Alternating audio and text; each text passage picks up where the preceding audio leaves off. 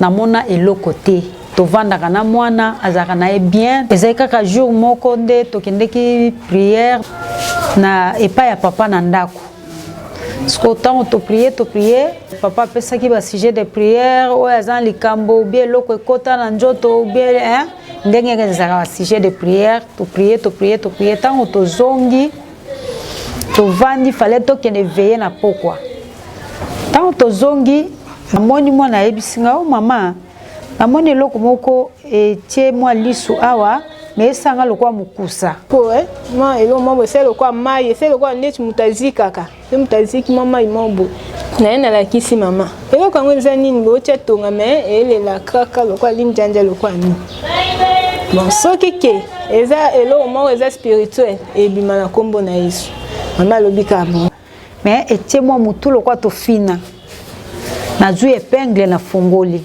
ntango na fongoli ngabi eza libende kota banda jour nini nalobi ka bongo par hasard ngabi soki ezali lisasi ya butu ekobima na moi na kombo na Yesu toyobenga siko papa moko aza voisin na biso aye wana toyokolakisa ye nde papa na obi non sombe eloko boye tomeka na okopasola toyeba mpo boye toyokaka ndelela me toyeba eloko te soki eza eloko nini bayebi ke ndenge mosusu natiaka bango batonga banini tokoso abitala loboko ya mwana oyo nini natalaki namonaki na loboko ya mwana mwa timere moko boye donc eloko moko na kati ya loboko ya mwana eloko wana evandaki entre poso na musuni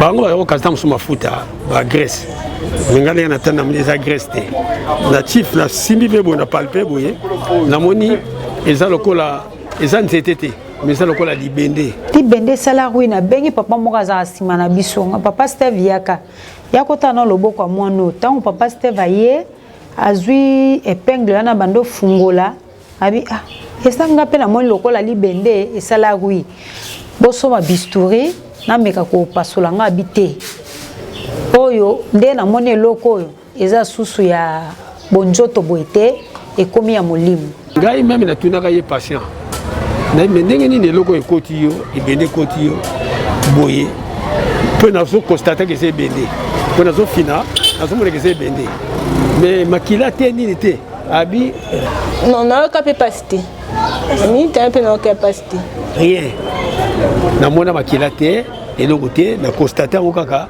na kati ya loboko ngai nayebisi bango soki mpe eloko oyo ewumeli awa ekopesa eloko mosusu tanke eloko wana ewumeli ekosala eloko mosusu mpo eloko wana ekoki kovanda awa te eza corps étranger na kati ya nzoto ya moto il fallait kaka elongwa oluka chirurgien akoki kopere mpo ayeba eloko oyo eza na kati oyo ekotie na kati nde mameta alobaki no vomela kende pa ya paster na biso paster nde akotala nde ye nde akopianga nzela omena kende pa chirurgien obe ndenge nini akosala.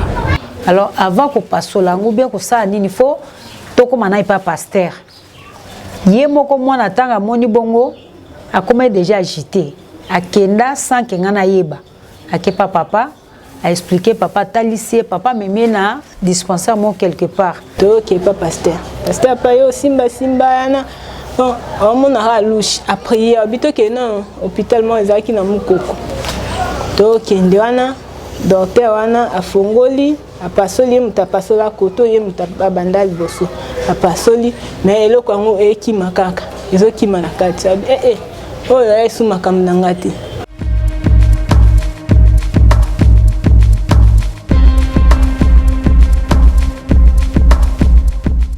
Je sais les cas.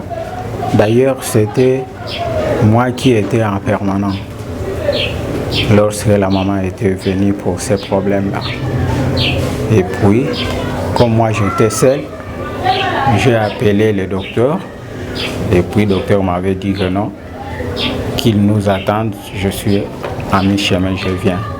Alors c'est comme ça, on lui a attendu et puis il est venu.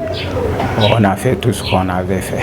Non, on a toujours fait beaucoup de choses, mais là non. Parce que c'était un peu... Et puis moi je ne croyais pas que c'était une cartouche. En vrai, parce qu'il n'y avait pas de cicatrices ou bien autre chose, vraiment de particulier comme ça. Mais on voyait quelque chose là pointu à l'intérieur, mais on voyait juste la tête là.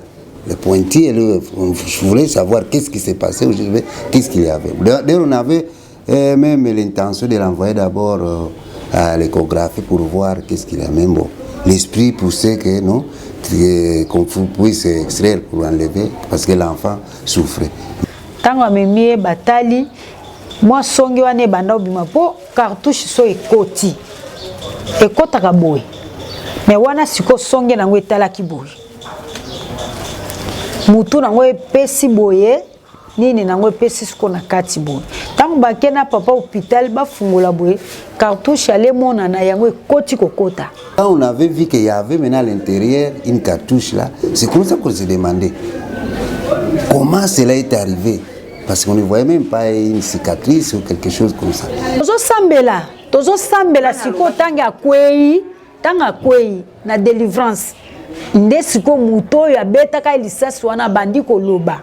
Aba semence oya lona kati nanga lingaka bomanga les jours moto kutana kana na wenzolo.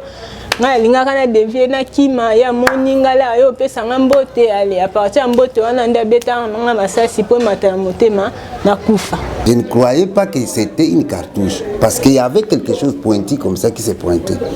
Alors en voulant maintenant inciser, et je voyais que c'est quelque chose qui faisait comme si des grimaces quoi. Hein? Ça se faisait comme si ça devait se déplacer comme ça. Et tout le monde s'étonnait. Ce qu'on avait constaté ces jours-là pour les 4 ans. Et ça, c'est ça là qui 4 ans dans le Boko. Mais depuis ça là qui opération, et ça là maintenant 8 ans. Cartouche. Moi, je ne croyais pas que c'était vraiment une cartouche à l'intérieur. Et c'était vraiment bien là, propre. Mais c'est ça maintenant des rouilles. Mais à l'époque, il n'y avait pas de rouilles. C'était propre. Très propre. J'ai beaucoup étonné quand ils sont arrivés encore avec les problèmes, puisque j'ai même perdu la vie. Je ne savais plus cette histoire dans ma tête, je n'avais plus ça. Je ne suis pas pasteur, alors je ne sais pas comment je vais directement déterminer si c'est spirituel ou non spirituel. Mais ce qui m'a beaucoup étonné encore, que lui était là, il priait. Ou bien, ils étaient peut-être au nombre de, je ne sais pas, 3 ou 4 ou 2 personnes qui priaient aussi. Et quand nous on travaillait, on était dans une petite chambrette là. Et côté Kalako Salamata Mokolo côté.